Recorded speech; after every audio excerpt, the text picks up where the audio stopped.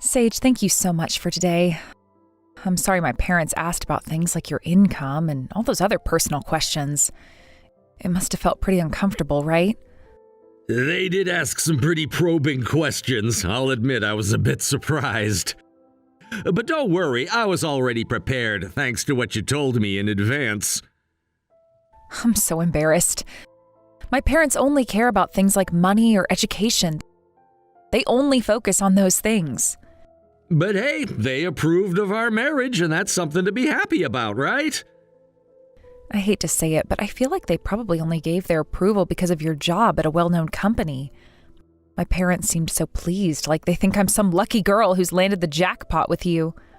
Well, at least with that approval, you'll be able to get away from living with them, right? I hope so. I've tried to break away from them before, but somehow they always manage to pull me back in. This time, I know it's gonna work. I'll be here for you no matter what, and I'm gonna make sure you're never in a situation like that again. I promise. I'll protect you. But I worry. Once I tell them I won't be sending any money to them after we get married, I'm sure they'll be furious. They'll probably say terrible things to you, and they might even contact your family to complain. It could get really messy. My parents are pretty capable of handling any issues that come our way, and they've already told me they'll support us. You've given so much of your hard-earned money and so much of your life to your family. It's time for you to have the freedom you deserve. You should never feel guilty about that. Thank you. Really. I think if I hadn't met you, I would have been used by them for the rest of my life. I was just a tool for earning money to them, while my little sister was always the real child in their eyes. They never made me feel like I mattered as much.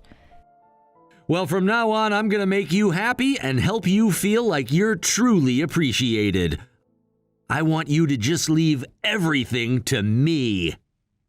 Thank you. I want to do what I can to help you too, and I'll work on becoming stronger so I can support us both. I think you're already strong enough as you are. I find that about you to be so admirable and attractive. Anyway, we've gotten through introducing me to your family and your parents' questioning. So let's take a moment to just feel relieved about that. You're right, and next week we'll go looking for a place to live together. There are so many exciting things coming up for us. Oh, by the way, I already found a few possible places for us to consider. You've already been looking? I can't help it. I'm really looking forward to it. I'll message you the ones I found so you can take a look. That sounds great. I'll look through the listings too and see if I can find any good options for us.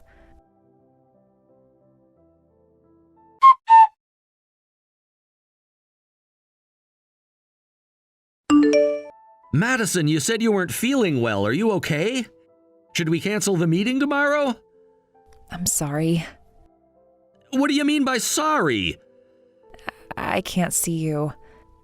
Oh, I understand. Do you need anything? I can bring you something if it'd help. I don't need anything. Right. I guess since you're at your parents' house, you're okay. Sage, I'm really sorry. Please, let's break up. Wait. What are you talking about? I can't get married. I found out I'm sick. Sick? What kind of sickness? It's advanced cancer. They said stage 4. No way. This can't be true, right? It's not a lie. I want to see you right now. You can't. Please, don't come. I can't just stay away like that. I'll come get you, okay? Let's go back to your place. I'm not going. Please, promise me you won't come. But I told you I'd marry you no matter what. You won't be happy if you marry me. Please, respect my wishes. I know what I'm saying sounds harsh, but I'm going through this too, and it's incredibly hard for me. This is my last request. Please, forget about me as soon as you can.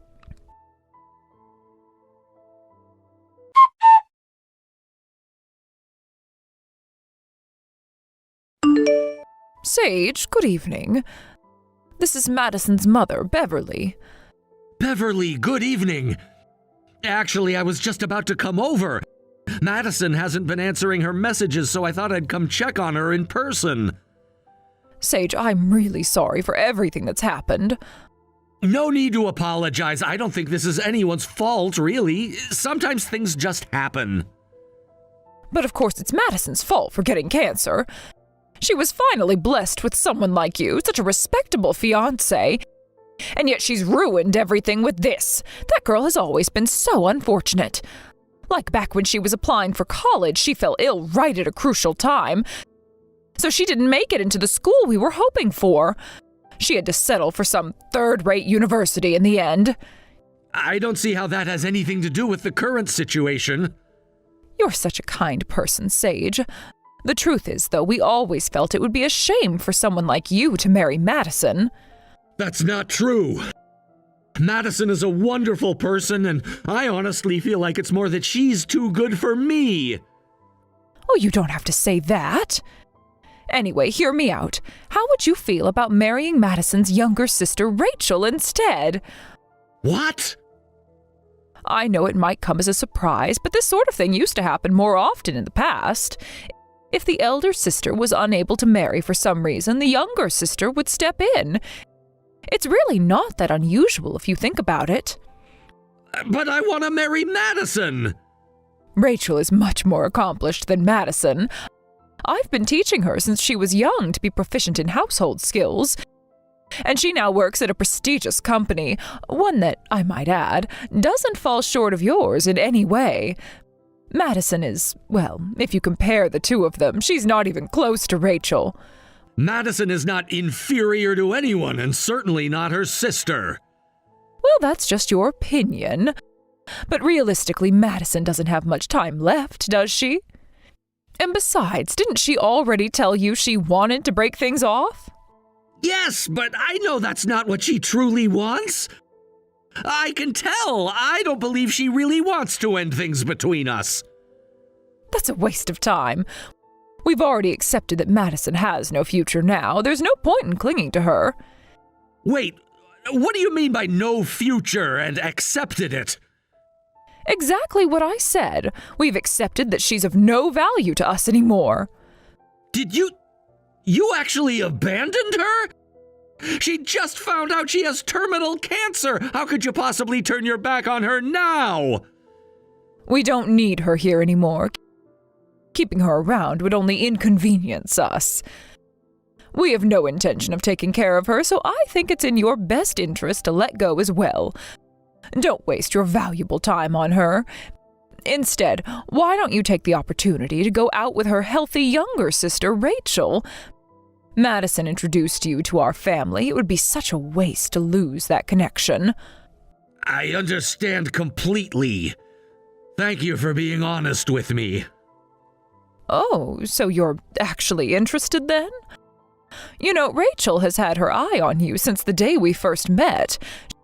She told me she thought you'd make the perfect husband, and she's wanted to marry you ever since she saw you. Madison wouldn't hear of it, though.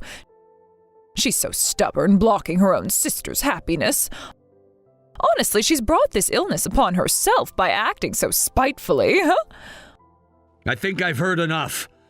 I'll honor Madison's wishes. I'm ending things between us. Oh, that's wonderful. Oh, you're such an understanding person, Sage. It's refreshing to see someone so sensible, and it's no wonder you're so successful. Rachel will be delighted to hear the news. Thank you for being so willing to listen, and I look forward to building a close bond between you and our family through Rachel.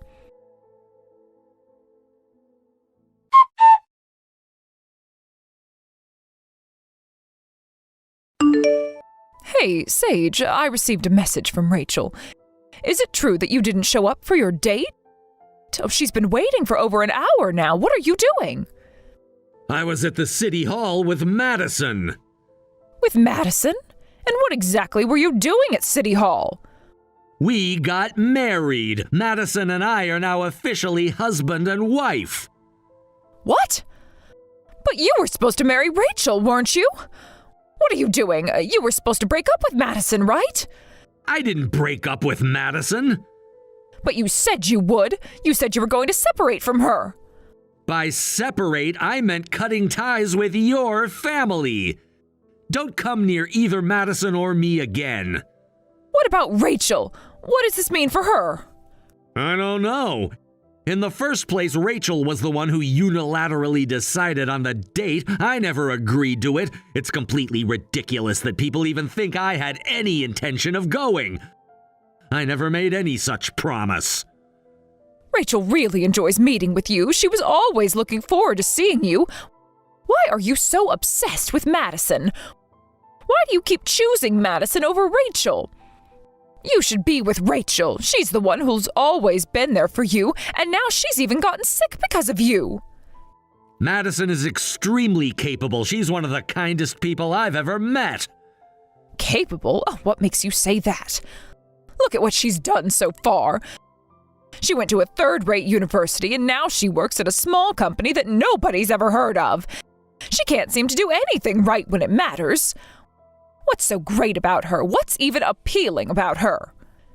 Madison was actually on track to attend the same university you wanted her to go to. Yeah, but the entrance exam didn't go well at all because she caught a cold. She had a terrible time during the exam. That was Rachel's fault. What do you mean it was Rachel's fault? How could she be so responsible for that? Before the exam, Rachel poured water all over Madison, and when Madison was sleeping, Rachel opened the bedroom window all the way. She locked the door to the balcony to keep Madison from going outside. Because of that, Madison caught a cold just before her exam. Rachel would never do something like that. That sounds like something Madison would make up just to gain sympathy. She's trying to manipulate you into believing her story.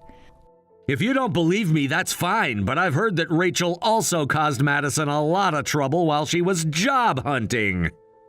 Why didn't you ever say anything about this before? Why keep it all silent?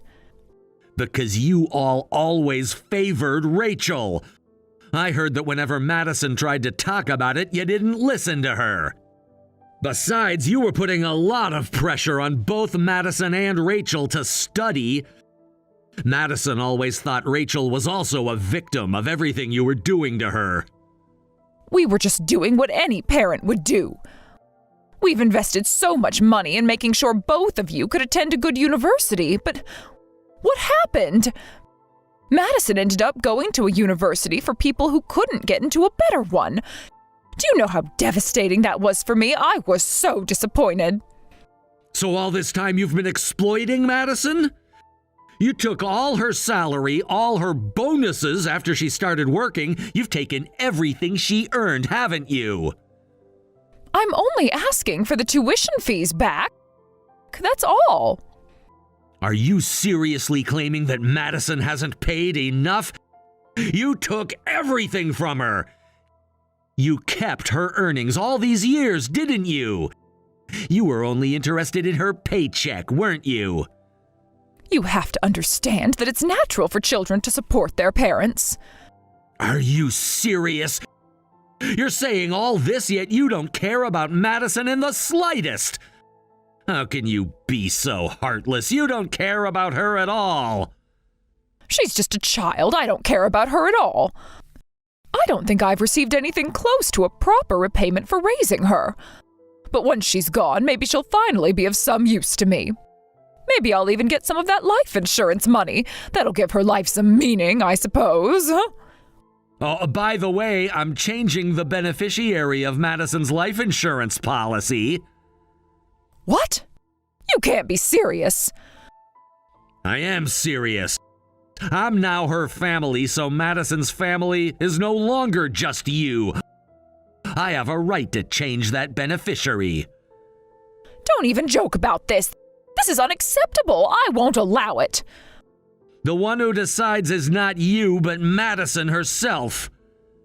I need to speak to Madison. Please, let me speak to her. No! Madison says she doesn't want to talk to you, nor does she want to see you. Sage, is this what you're after? You're after Madison's insurance money, aren't you?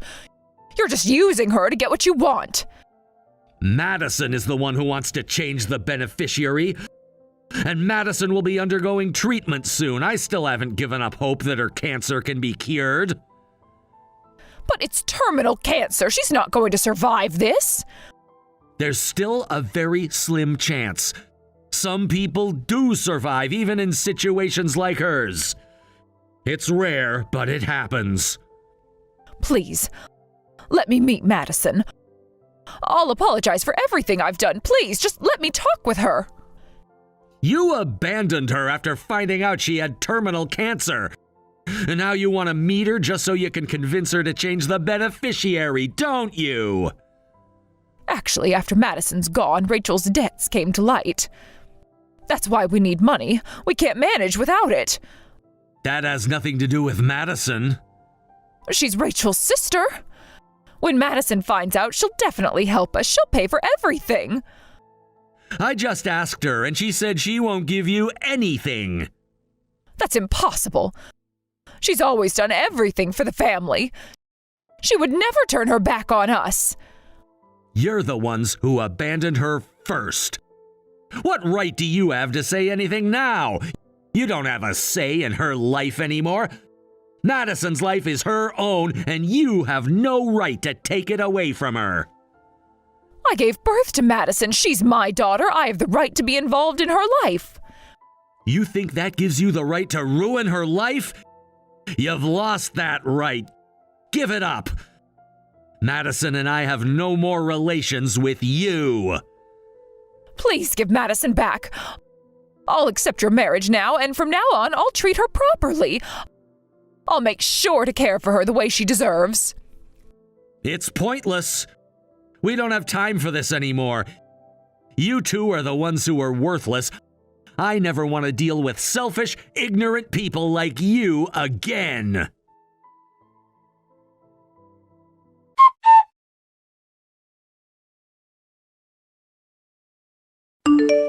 Since the discovery of my cancer, Sage has continuously reached out to me, always checking in and offering his support. However, after being kicked out of my family, I believed there was nothing left for me to do. I found myself wandering alone, revisiting the places Sage and I had once visited together on our dates, trying to make sense of the situation. I thought maybe it would help, maybe seeing these places would bring some sense of comfort, or at least help me understand how my life had come to this point. Then out of nowhere, Sage appeared. It felt like a dream. For a moment I was frozen, unable to move or respond, unsure if my eyes were deceiving me. Was it really him? Had I imagined it? But as he came closer, it became undeniable. Sage was standing right there in front of me. He had taken time off of work to come and look for me. I noticed that he looked a bit worn out, as if he hadn't been sleeping properly. His face drawn with concern, his expression conveyed so much, worry, relief, and tenderness. It was as if he had been looking for me everywhere, tirelessly, and now, at last, had found me. The emotions that surged through me were overwhelming. I had hurt someone who cared for me so deeply, and here he was, looking for me. Even after everything that had happened, I could hardly contain myself. The weight of it all hit me at once, and I began to sob uncontrollably, like a child who had lost their way. My tears flowed freely, and for a moment nothing else mattered. Sage was here, and he cared about me. I felt a mix of guilt and gratitude, and my emotions were all tangled up. When I finally managed to calm down, I found myself in Sage's arms, his comforting embrace offering me the solace I so desperately needed. We stood there for a while, both of us taking in the moment, as though neither of us could believe that we had finally found each other again after everything that had happened. He gently wiped away my tears, and in that quiet, tender moment, we began to talk about the future. Despite the uncertainty that loomed ahead, Sage spoke with such determination. "Let's do this together," he said. "No matter what happens, we will fight. I won't give up on you. I want you to live." His words resonated deep within me. The hope in his voice gave me the strength to keep going. Even though the road ahead seemed impossible, Sage's presence and his resolve were like lifelines. I nodded at his words, my heart filled with both fear and determination. I made a promise to myself and to Sage that I would face whatever came next, no matter how difficult. I had made the decision to live, to keep fighting, not just for myself, but for Sage too. I wasn't going to let him down. Soon after that, Sage and I got married. It was a small, quiet ceremony, just the two of us. But in that moment, it felt like everything had fallen into place. We didn't have much, but we had each other, and that was enough for me. I moved in with him, and we started our life together, with the understanding that the journey ahead would be full of challenges, but also filled with love and support. As for my family, I heard that after I left, they had begun scrambling to pay off Rachel's debts. My income had been a major source of support for them, and with me out of the picture, they were struggling. Now it seems they were relying on Rachel's salary to make ends meet. I can only imagine how difficult it must have been for them to adjust to living without the money they were accustomed to. The idea of lowering their standard of living after years of indulging in whatever they wanted must have been an unimaginable task. They had always lived beyond their means, and now the reality of having to scale back was hitting them hard. I'm sure it wouldn't be easy, and I suspected they would face a lot of financial difficulties in the coming months. Rachel, too, would likely suffer the same fate I had. The tension in our family would weigh heavily on her, just as it had on me. I could only imagine how much she would struggle with the pressure of dealing with both of my parents' expectations and the burden of their debts. I had been in that same position, and I knew how suffocating it could feel. But honestly, it was no longer my problem. I had made my peace with it. Whatever happened to them, however they chose to deal with their struggles, it didn't concern me anymore. I had my own battles to fight now. A few days ago, I underwent my first surgery. It was a major step, but I knew that there was still a long road ahead. The cancer had spread, and now I had to face the next phase of treatment. I had always known that this would be a difficult journey, but it felt even more real now that it was happening. The doctors had warned me that the path to recovery would be long and uncertain, but I was determined to face it head on. The future was unclear, and there were no guarantees. But I knew one thing for sure. I wasn't going to give up, not with Sage by my side. I still had a long way to go before I could consider myself fully healed. The doctors were doing everything they could, but there was no way to predict what the future held. It felt like I was standing on the edge of a precipice, unsure of what would happen next. But despite the uncertainty, I found solace in the fact that Sage was there with me. He was my rock, my anchor in the storm. With him by my side, I knew I could face anything. My family might look at me now and see nothing but a shell of the person I used to be, someone ravaged by illness. They might even feel pity, thinking I was nothing more than a tragic figure, but I didn't feel that way, not anymore. I was alive, I was fighting, and I was happy. Sage had given me a chance to live again, and that was something no one could take away from me. I wasn't sure how much longer I had, but for as long as I could, I would continue to fight. I was determined to make the most of the time I had left, to cherish every moment with Sage, and to hold on to the love and joy that he had brought into my life. I wasn't going to let this illness define me. I wasn't going to let it take away my happiness. I would fight for Sage, for myself, and for the future we still had ahead of us. Recently, I finished my first surgery, and I'm now entering the stage of treating the cancer that has spread. It's still a long road ahead before I can even think of a complete recovery, and honestly, I have no idea what the outcome will be. The doctors have been clear that this type of cancer can be unpredictable, and the journey is likely to be filled with many obstacles. There's always the possibility of setbacks, and I have to stay strong and prepared for whatever happens. But despite the uncertainty, there's something that I know for sure. There is someone beside me who will never leave, who will always be there to support me no matter how hard things get. That person is Sage. Sage has been with me through so much already, and I can't even begin to express just how much his presence means to me. He is without a doubt the most important person in my life. I don't think I would have had the strength to face what's happening without him. When I was at my lowest, thinking about everything that was lost and that there was no way forward, he was there, offering me a hand, reminding me that I wasn't alone in this. He's been my rock, my support, my encouragement, and most importantly, he's given me a reason to keep fighting when I felt like giving up. It's strange, really. I never imagined that my life would take such a drastic turn. When I first found out about the cancer, I thought I was going to lose everything. I thought that all my hopes and dreams were slipping away, and that there was nothing left for me. I had visions of a bleak, lonely future, one filled with hospital rooms, treatments, and constant fear. But Sage changed that.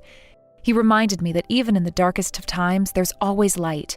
Sometimes it's just a matter of having the right person by your side. My parents, on the other hand, don't share my perspective. They've never been the most emotionally supportive, and when I was diagnosed, I think they saw me as someone to be pitied.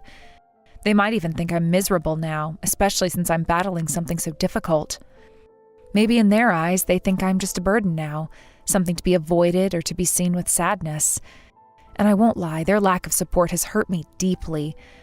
I always thought that family would be there for you in times like these, but instead, they've distanced themselves from me, almost as if they can't bear to look at me in this state. But despite all that, despite how my parents view me now, I can honestly say that I'm happy. I'm truly, genuinely happy. Happiness may look different than I once imagined, but it's real. The happiness I feel comes from knowing that I have Sage in my life. It comes from his love and his belief in me, and the way he always encourages me to keep going, no matter how hard it gets. I know that my future is uncertain, and I know that the journey will be tough, but I also know that I'm not facing it alone.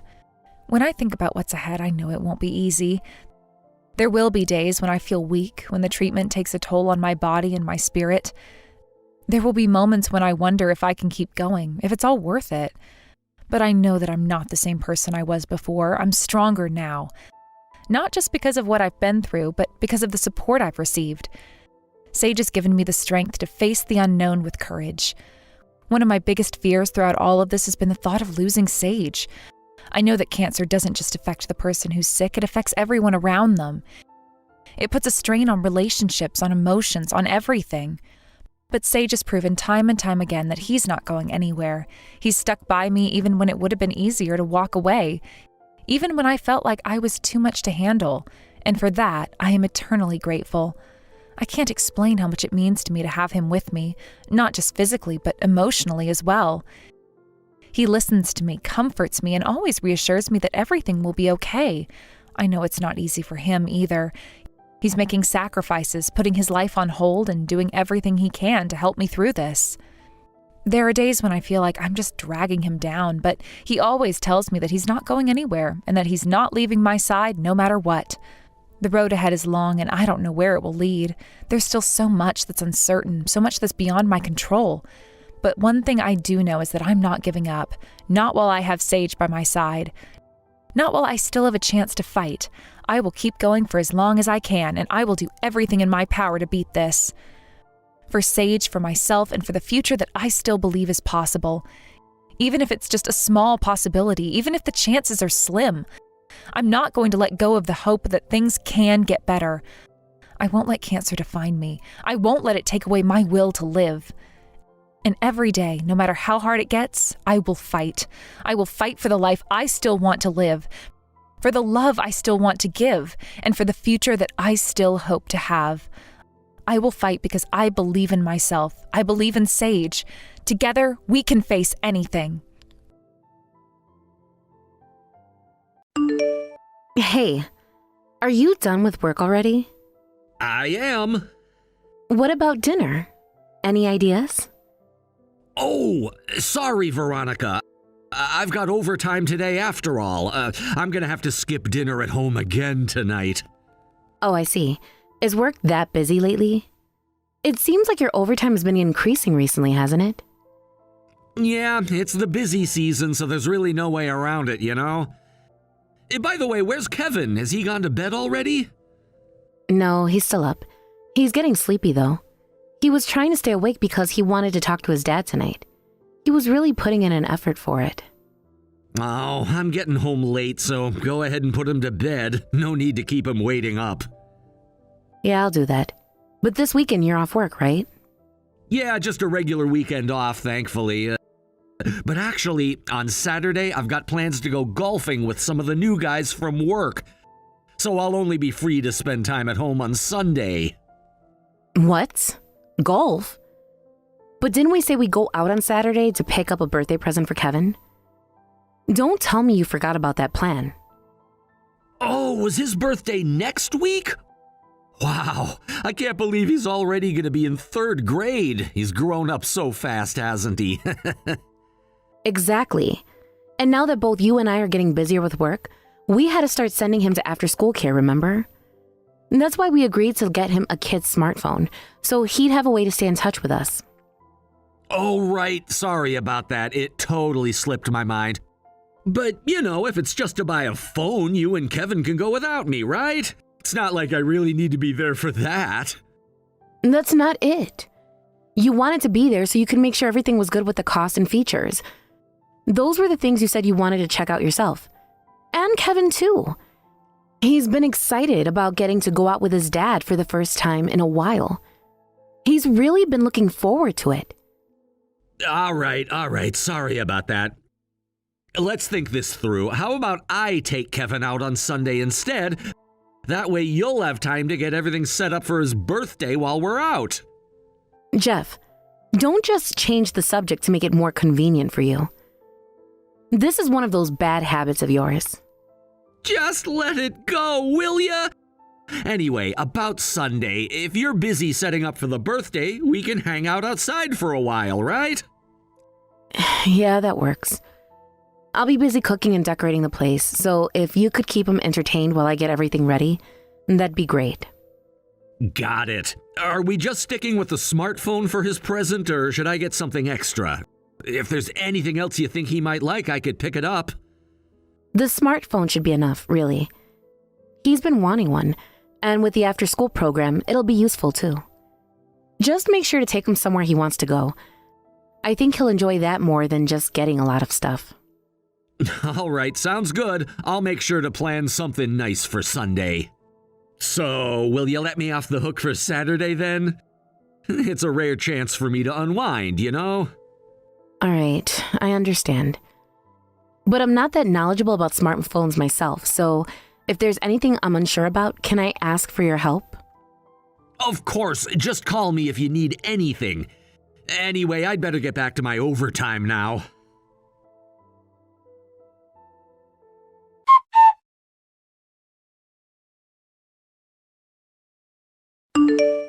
Hey, is this a good time to talk? Yeah, what's up? So, I'm out shopping for the smartphone with Kevin right now, and there are so many options. I'm not sure what to pick. Do you have any idea about what kind would be best for him? Wait, didn't you already decide on getting a kid-friendly one? Can't you just pick something basic? It's just for a child, after all. I know, but even with the kid-friendly ones, there are a lot of types to choose from. And then, it turns out that some of Kevin's friends have full-featured smartphones too. I get worried though if it has too many functions. It could open up all sorts of things he shouldn't be seeing, So, I'm just a bit conflicted. You're a grown adult, aren't you? You should be able to make this decision on your own without constantly calling me. I'm out trying to enjoy my day off here. Could you maybe not interrupt me so much? Hey, you were the one who said I could reach out if I had any questions, remember? But now, why are you acting so differently? You're going back on what you said earlier.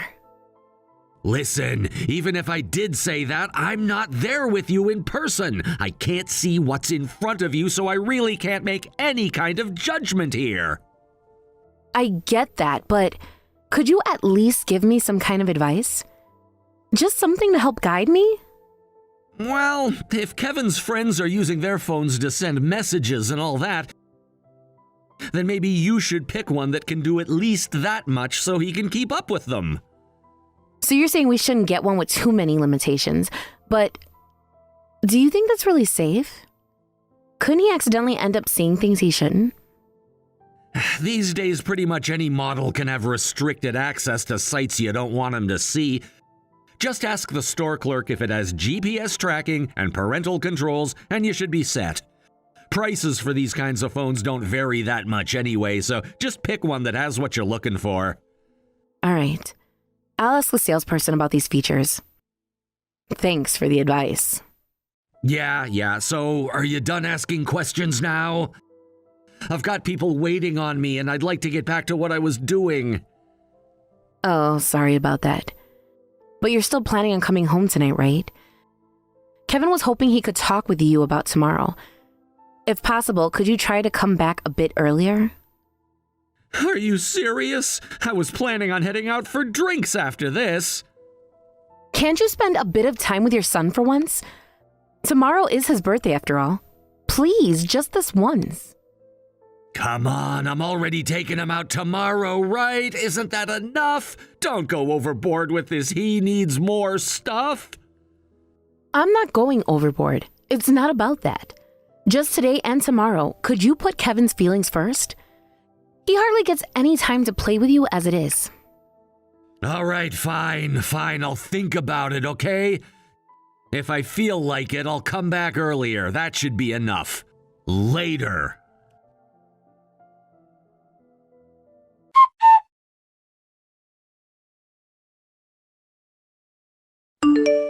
Hey, how's it going over there? Is Kevin having a good time? Yeah, he seems to be having a lot of fun. Oh, and I see you already gave him the smartphone we bought yesterday. He was so excited showing it off to me first thing this morning. Yeah, well, we did go pick it out together, and he wouldn't hear of waiting to get it until today. Even last night, he kept holding on to it even when it was time to go to bed.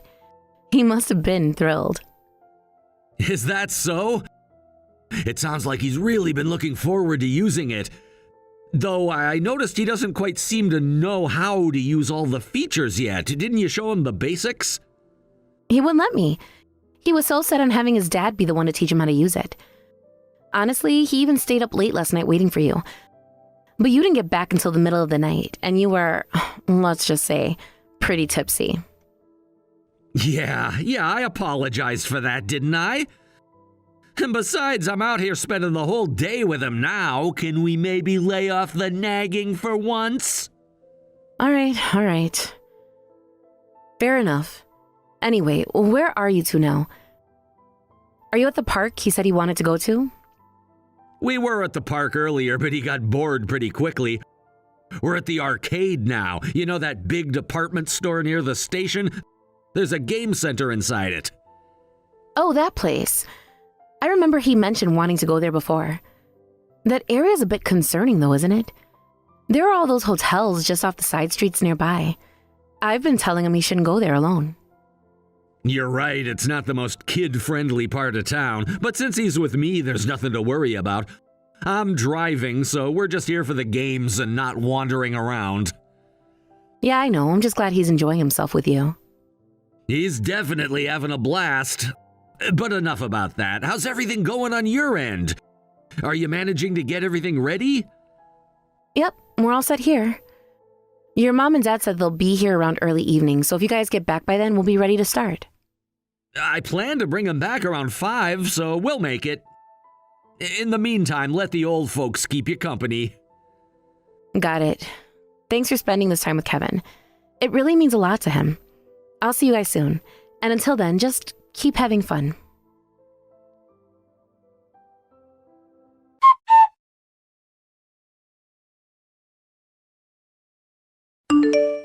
Jeff, where are you right now? And where's Kevin? I need to know what's going on. What's up? I'm driving right now, so can we talk later? I'll fill you in once I'm free. The light's turning green, so really, let's discuss it later, all right? Driving, huh? Interesting, because I'm looking at your car right now, and it's parked outside a hotel. How exactly are you driving right now? Wait, what? What are you even talking about? You're not making any sense, seriously. Don't just make things up. You're imagining things, Veronica. Oh, believe me, I'm not making things up, Jeff. You've been sitting there for quite a while, haven't you? It's been close to an hour, right? Or am I wrong? Ridiculous! You don't know what you're talking about. How would you even know? You're at home, aren't you? So there's no way you could know where I am, so please just drop it. I know because I've been watching you. I can see exactly where you've been this whole time, actually. What do you mean, watching? Watching from where? What does that even mean? Through the GPS. I've had my eye on it the entire time. You haven't moved an inch in the last hour. You've been parked at that hotel for quite some time. So, Jeff, tell me, what are you doing at a hotel at this hour?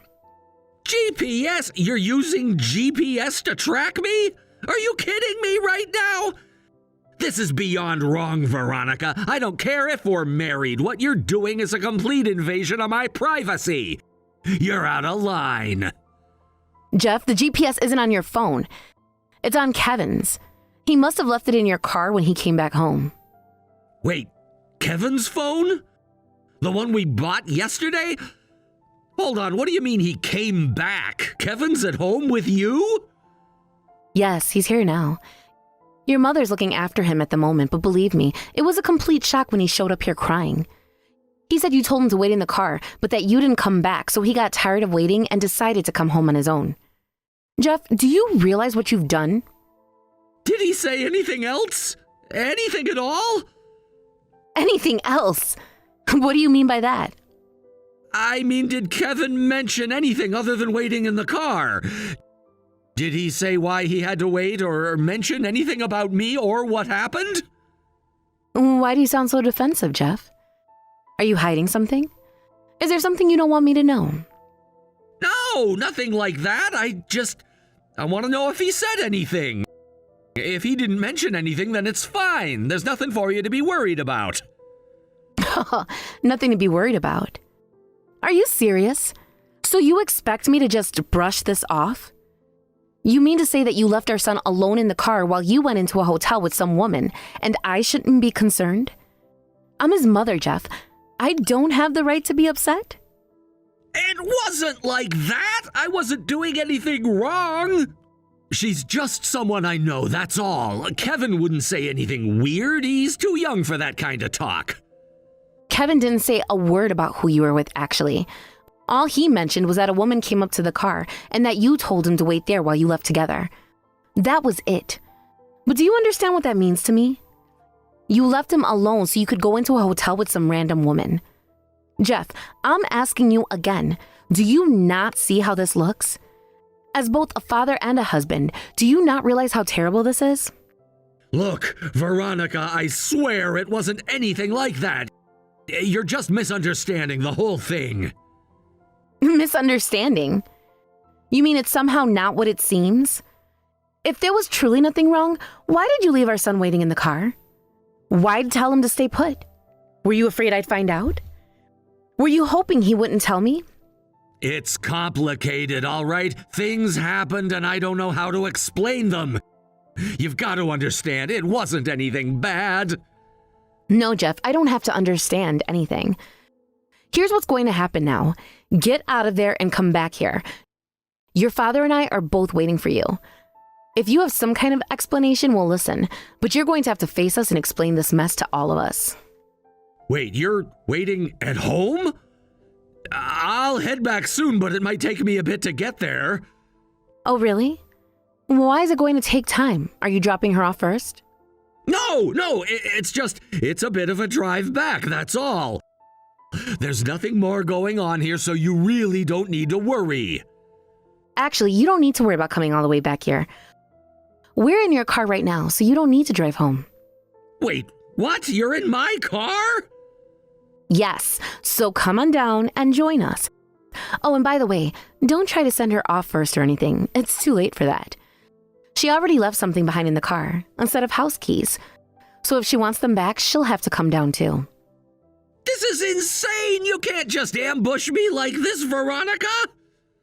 You think this is insane? I think the person who's really causing the trouble here is you, Jeff. So cut the excuses and come down. If you've got nothing to hide, then why hesitate? If there's nothing going on, you shouldn't have a problem coming out to explain, right? Fine, I'll come down. But Veronica, please, can we talk about this calmly? I'm telling you, it's not what it looks like. Oh, don't worry, we'll talk. And you better be prepared for this conversation. I hope you're ready to explain yourself thoroughly, because you're going to answer for this. I want you to realize just how deeply you've hurt me and Kevin by doing this. You took what was supposed to be a special day for our son and destroyed it.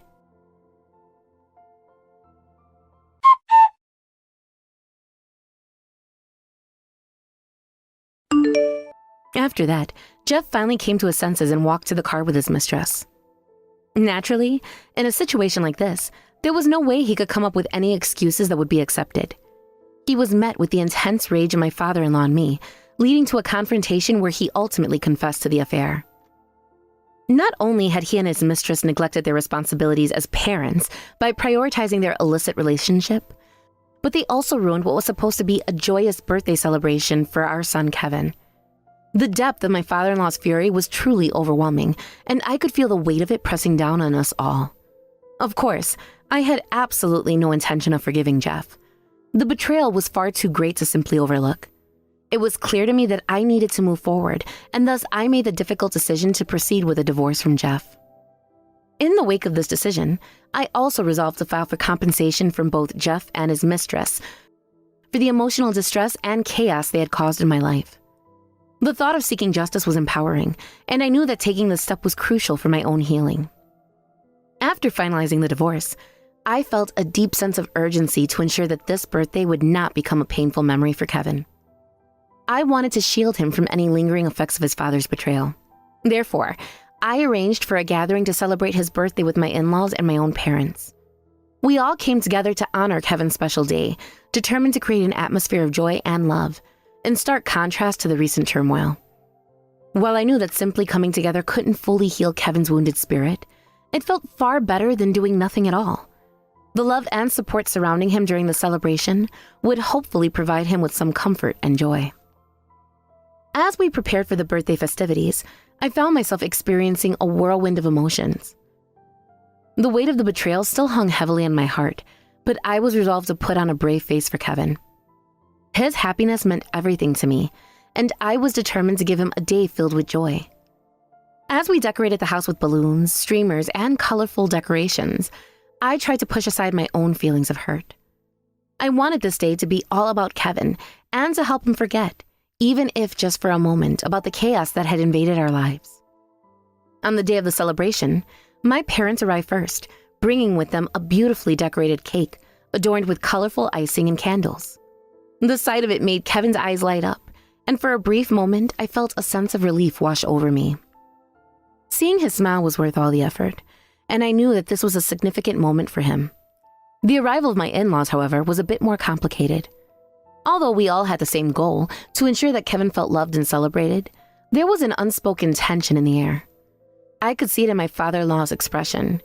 He was still processing his anger towards Jeff, and rightfully so. Yet, we managed to put our differences aside for the sake of the celebration. As we gathered around to sing happy birthday to Kevin, I felt a swell of emotions. I was filled with pride for my son, and immensely grateful for the support of my family, even as I reflected on the painful situation that had unfolded just days before. When Kevin blew out the candles, his face beamed with pure joy, and I couldn't help but feel a rush of happiness.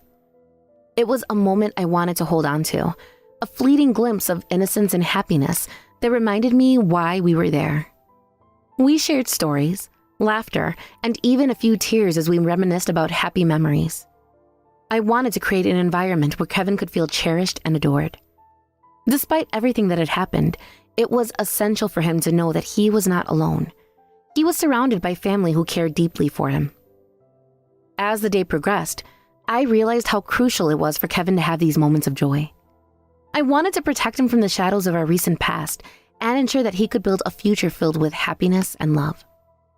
After we finished the cake, we played games and enjoyed each other's company, letting the laughter echo through the house. Kevin seemed to forget, even if just for a moment, about the turmoil surrounding his family. I noticed that my father-in-law's demeanor began to soften. I could sense that he was starting to reconcile his anger towards Jeff, at least temporarily. This was a victory in itself. I could see the love he had for his grandson shining through the cracks of his frustration. Later, as I watched Kevin unwrap his gifts, I felt a bittersweet ache in my heart. Each present was a symbol of the love and support that surrounded him, but it also served as a reminder of what was lost, what could have been a normal birthday celebration without the cloud of betrayal hanging over us. In that moment, I made a silent vow to myself. I would not allow the past to define Kevin's future. I was committed to ensuring that he had a bright future filled with happy memories. As the party came to an end, I gathered everyone for a group photo, hoping to capture this moment of happiness amidst the chaos.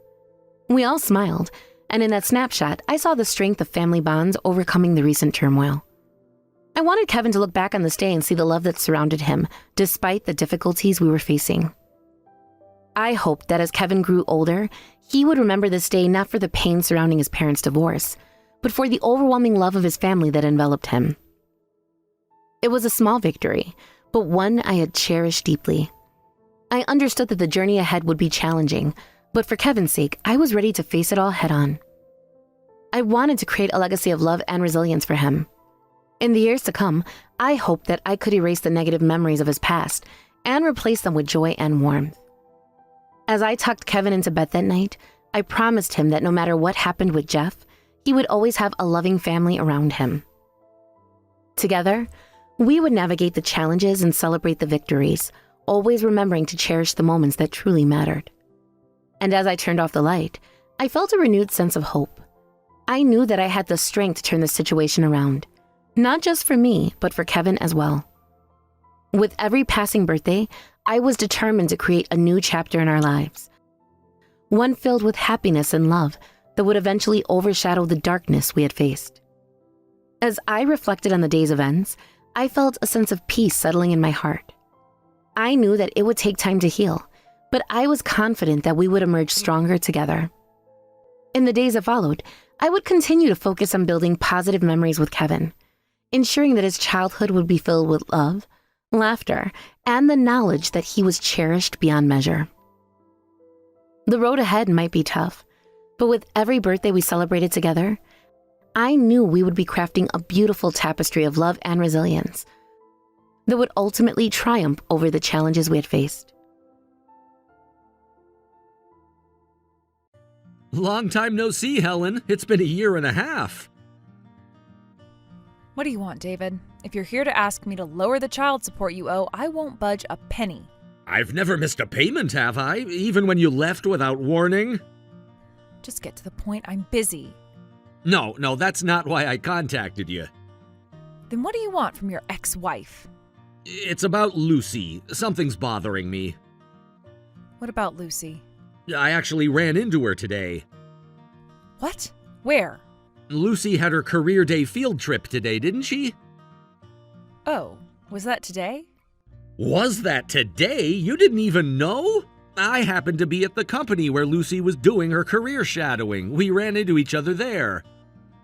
What a coincidence. You didn't even sign her permission slip, did you? Her teacher had to sign it. I was working late. She's old enough to handle these things. She's 11, Helen. These are parent responsibilities. Don't lecture me about responsibilities. You're not her guardian anymore. I was surprised too. Wasn't expecting to see my daughter there. Since it was a school event, I was just going to say hello and leave. As you should. I never agreed to any visitation. You never even responded to my visitation requests. I sent them every month. Because they were unnecessary. She's fine with me. But Lucy seemed off, and it worried me. She clung to me and cried, saying she wanted to live with Dad. Is something happening at home? Nothing at all. She just got emotional seeing her father after so long. She was wearing the same uniform from last year. It's too small now. Stop nitpicking. Clothes are expensive. But she said she doesn't want to live with Mom anymore. It's just her preteen attitude. Lately, Lucy's been nothing but rebellious. She can't even do basic housework. Ugh, she's just a waste of money. What kind of housework are you making her do? Just normal things. Cooking, cleaning, laundry. She's still a child. You can't expect perfect housework. You should be grateful she helps at all. We're a single-parent household. The kid needs to help with chores for us to survive. Is that why her hands were covered in burns from cooking?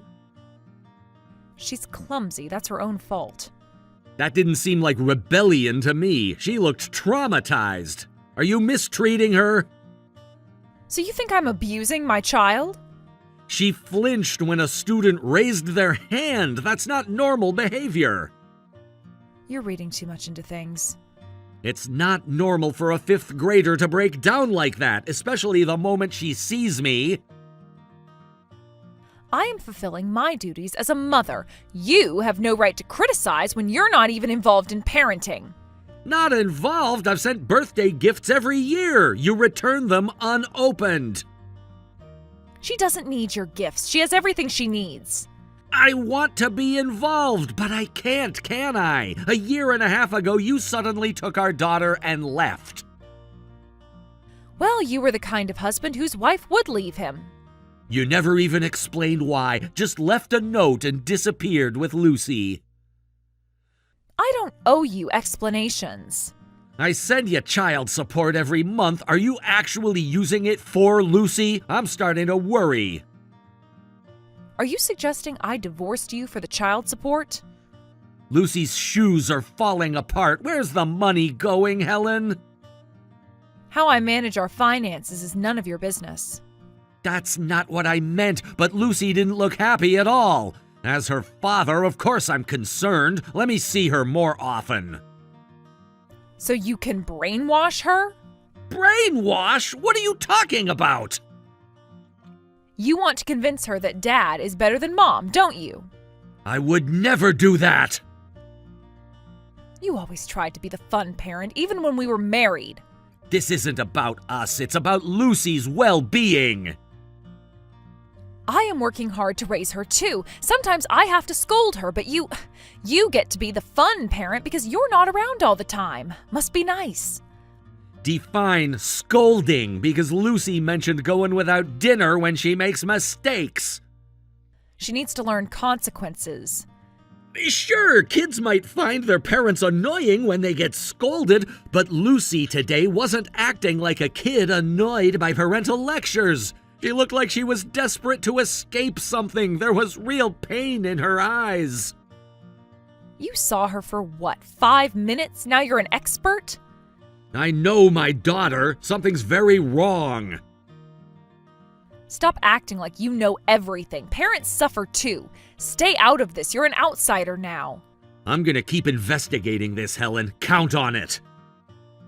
Do what you want, but remember, I have full custody. For now.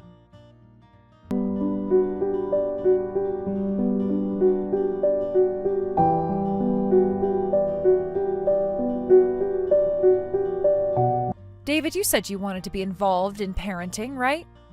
Yes, I did. You still feel that way? Of course, I've been trying to contact you about Lucy for months. You've been quite persistent. Because I'm worried about our daughter. Well, today's your lucky day. What do you mean? Perfect timing then. I am getting remarried, so you can have Lucy back. She's your problem now. Have her back? This is what you wanted, right? Now you can live with your daughter. I don't need her anymore, so I'm giving her to you. Just like that, after fighting so hard for full custody? Times change. People change. And the child support payments? Won't need those anymore. I'll have a husband to support me. Think whatever you want. I'm being generous here. I see. So Lucy's served her purpose. You only took her for the child support. You're finished, aren't you? Next month, we're having a small ceremony. When's the wedding? And your fiance is okay with this arrangement? Of course, we discussed everything. Everything? What are you implying? I'm not finished. Your fiance just brought Lucy here. What? As you said, Lucy will be living with me from today. He's there? No, that's impossible. Want me to put him on the phone? Stop lying. It's true. That's impossible. Why are you so sure? He can't be there with Lucy. Is that because you never told your fiancé about having a daughter? How did he really come there? That's what I've been telling you. How does he know? What's going on? Your fiancé went to your apartment today on an errand. What? I didn't know about this. He was just dropping off something you forgot, so he didn't make an appointment. He was about to leave it on the doorknob when Lucy came out. He was quite shocked to see a child there. She was supposed to be at cram school today. The cram school you haven't paid for in 3 months? That girl, why did she have to come out right then? And he could have at least told me he was coming. He was surprised to find out about Lucy, but he was even more shocked by her condition. What do you mean? Don't play dumb. You hadn't fed her for 5 days, had you? She'd been surviving on school lunches alone. Her clothes were filthy and worn out. She clearly hadn't bathed in days. She must have gotten her clothes dirty playing somewhere. I don't know anything about this. The neighbors told him everything. What neighbors? The ones who hear Lucy crying every night. The ones who see her doing laundry at midnight. Well, they should mind their own business. Stop making excuses. You've been treating Lucy like garbage, haven't you? She told us everything. Your fiancé was so concerned about her condition that he brought her here. Without telling me? How dare he do something so presumptuous? He's already called child services. He what? Because Lucy was crying, begging to go back to Dad's house. He's a good man. Too good for you, but I'm glad. At least he found out what kind of person you really are before the marriage. Where is he? He left already. He seemed completely disillusioned with you. I wonder if you'll still be getting married after this. This isn't how things were supposed to go. No, this is exactly how things should go. Lucy is safe now.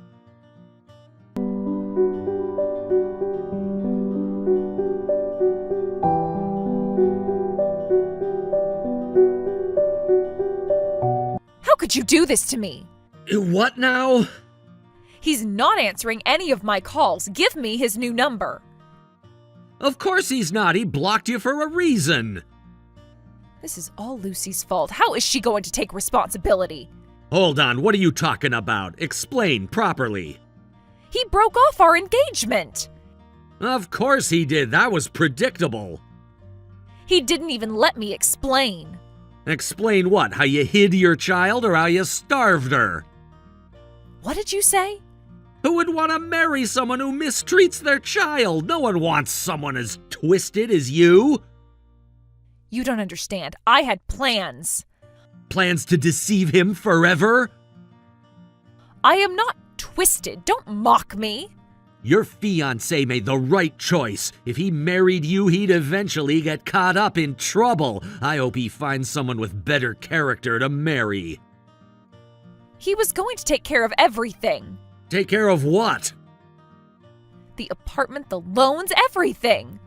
So you were just using him. Stop acting like you know everything. He was completely in love with me. Breaking up right before marriage is too cruel. Love based on lies isn't love at all. He didn't need to know about Lucy yet. When were you planning to tell him? After the wedding? I would have eased him into it. You're the only one who doesn't understand why he left. There's something wrong with anyone who can hurt a child so easily. Either that or your humanity is broken. I did what I had to do to survive. By hurting our daughter? I hid Lucy's existence because I thought no man would want to marry me if they knew. The food punishment was discipline. That's what it takes to handle a rebellious preteen. What rebellion? Lucy is terrified of you. She couldn't possibly be rebellious. She cries too loudly when I punish her. Do you hear yourself? The neighbors complain about the noise. That's what you're worried about? You don't know what it's like day to day. She doesn't listen. She breaks things. She's such a handful. What things has she broken? Last week, she dropped a plate while washing dishes. And you punished her for that? Actions have consequences. Even if she was rebellious, starving her for 5 days is extreme. That's just common sense. She had school lunch, so it was fine. Discipline is important. You don't understand how hard parenting is. That's why you can say such naive things. The school nurse reported her weight loss. It's not weight. She's just growing and losing her baby fat. I doubt many people would agree with your logic. Keep making these crazy arguments. Either way, your fiancé has left you. Do you know how hard I worked to get him? And now he's breaking off the engagement? Don't be ridiculous. Not my problem. So you met him at a mixer? Must have really put on an act to win his heart. I did work hard. I researched everything he liked, changed my hair, clothes, makeup. I even learned to cook. You really did put in effort. Why did you want him so badly? For the money, obviously. He's an elite worker from a wealthy family. His looks aren't great, but that's secondary. Even researched his family background, did you? His parents own 3 properties. Your greed is almost refreshing at this point. I had everything planned perfectly. Except for Lucy being discovered. This wasn't how things were supposed to go. I should have just given Lucy to you earlier. That's what happens when you get blinded by child support money. A fitting end for you. You don't understand. This marriage was my chance. Chance for what? To start over, to be someone else. Someone without a daughter? Shut up. I'll convince him somehow. I have to marry him, no matter what. Why are you so obsessed? I'm starting to feel sorry for him. My entire life depends on whether I can marry him. Lucy's life depended on you being a decent mother. How did that work out? You're enjoying this, aren't you? No, I'm disgusted. Our daughter could have died. Don't be dramatic. The hospital report wasn't dramatic. It was factual. Hospital? Where do you think Lucy is right now? You took her to the hospital? The doctors are documenting everything. You're really trying to ruin me. You did that yourself.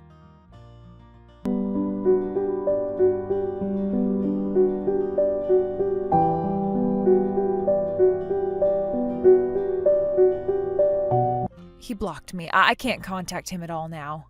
Oh, so he managed to escape from you? I went to his workplace. Security escorted me out. You're just making it worse for yourself. Why? You must have told him something. This doesn't make sense otherwise. What exactly did you expect him to do after finding a starving child in your apartment? I sent him emails explaining everything.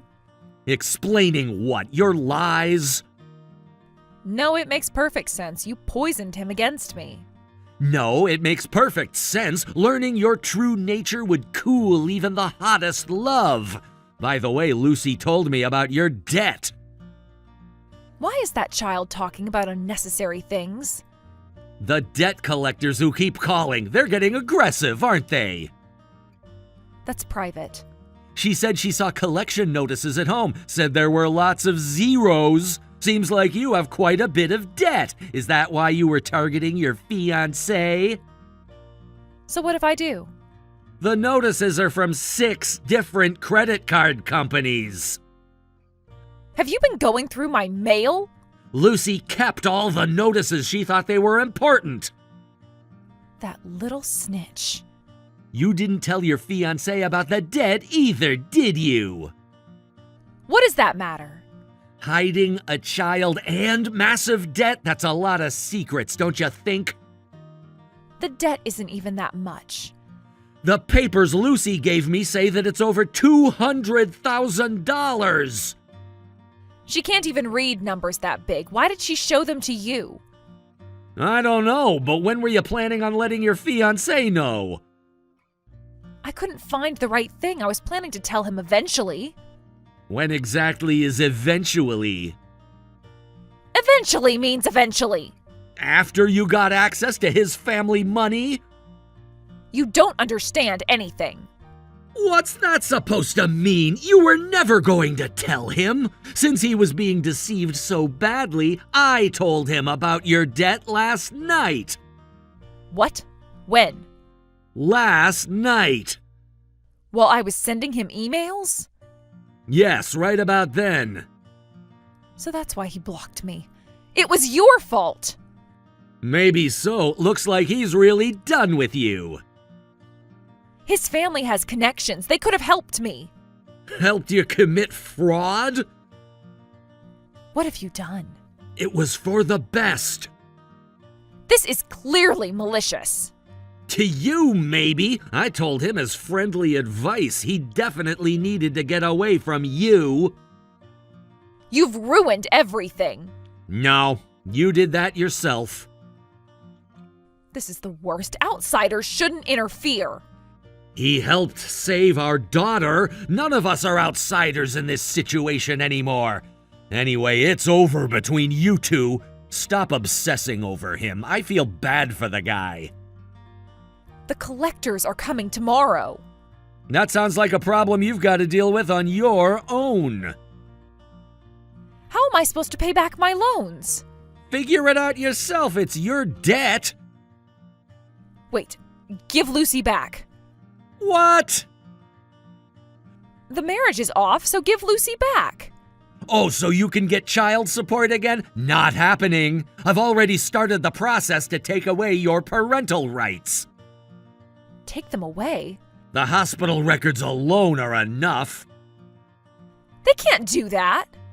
I found a good lawyer. We're gonna strip your parental rights and get a restraining order to keep you away from Lucy.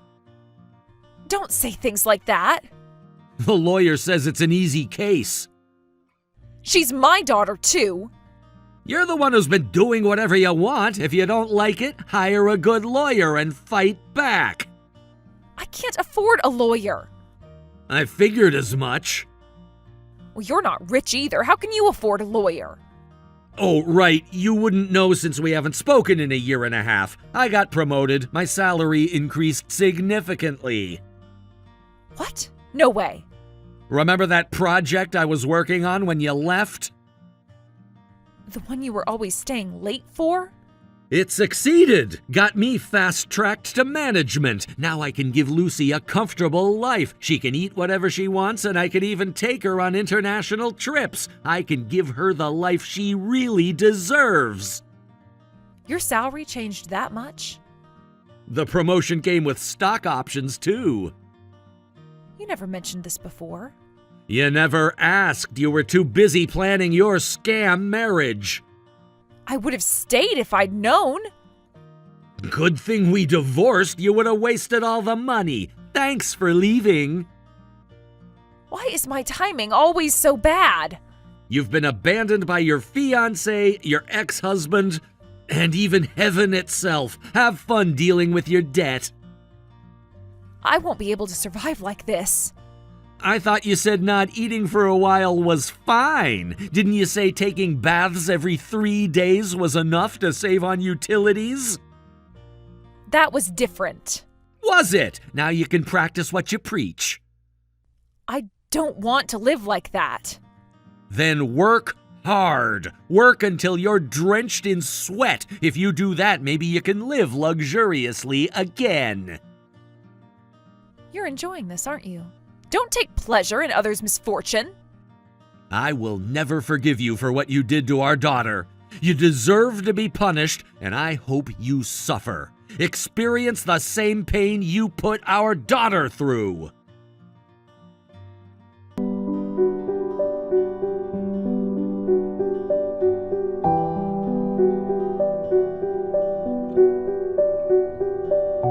Helen couldn't let go of her ex-fiancé and kept stalking him. Eventually, he got a restraining order against her. I heard through the grapevine that she later declared bankruptcy. Since Lucy came to live with me, I've spared no expense for her happiness. I take her on trips whenever I have time off. I wanted to overwrite her painful memories with happy ones. Thanks to that, Lucy smiles a lot more now. While we don't keep in touch with her mother's ex-fiancé, I did send him a thank you gift once. Surprisingly, he sent something back. It was a box of children's treats. Maybe he had a soft spot for kids all along. It made me even more angry that Helen tried to use such a good person.